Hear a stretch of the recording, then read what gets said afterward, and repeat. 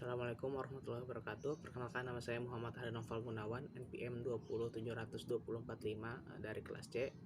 Pada kesempatan kali ini saya akan melaksanakan tugas pertanahan, yaitu kita menganalisa keadaan tanah dan menentukan elektroda yang sesuai yang bisa digunakan dalam pentanahan atau grounding tersebut. Pertama-tama ada syarat-syarat untuk sistem pentanahan yang efektif. Yang pertama itu tahanan pentanahan harus memenuhi syarat yang diinginkan untuk keperluan pemakaian. Yang kedua, elektroda yang ditanam di tanah harus, yang pertama adalah bahan konduktor yang baik, yang kedua adalah tanah yang korosi, yang ketiga adalah cukup kuat, yang ketiga adalah elektroda harus mempunyai kontak dengan tanah dan sekelilingnya. Keempat, tahanan pentanahan harus baik untuk berbagai musim dalam setahun, dan yang terakhir adalah biaya pemasangan serendah mungkin. Dalam sifat dan jenis tanah, tahanan dan jenis tanah itu P. Dan rumus untuk menentukan tahanan-tahanan dari suatu elektroda yang hemispherical adalah rumusnya R sama dengan P per 2 PR. Terlihat bahwa tahanan pentanahan berbanding lurus dengan besarnya P.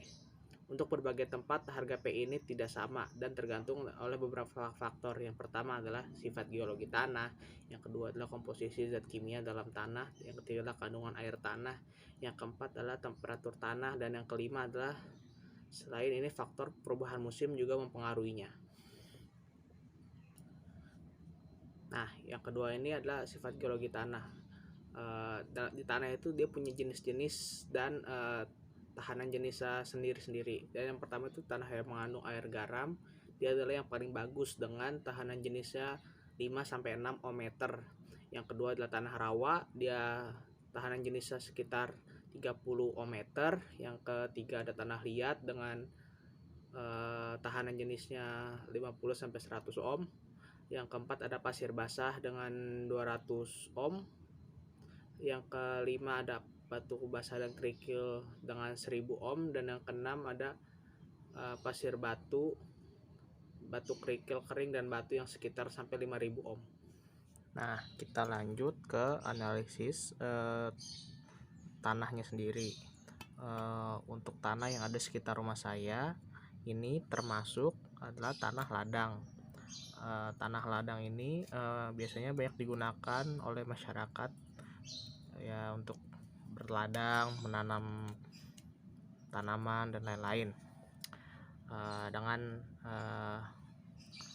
tahanan sekitar 20-100 ohm meter, elektroda yang cocok untuk tanah jenis ini adalah elektroda batang.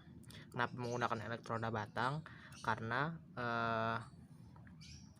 elektroda batang itu cara pemasangannya mudah dan harganya tidak terlalu mahal.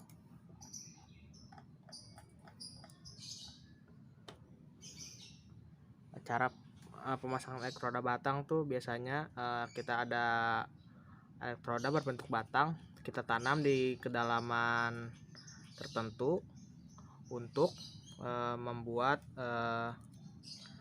tanah ini menyerap dari kelebihan energi listrik yang kita salurkan ke dalam tanah. Sekian dari saya, kurang lebihnya mohon maaf. Wassalamualaikum warahmatullahi wabarakatuh.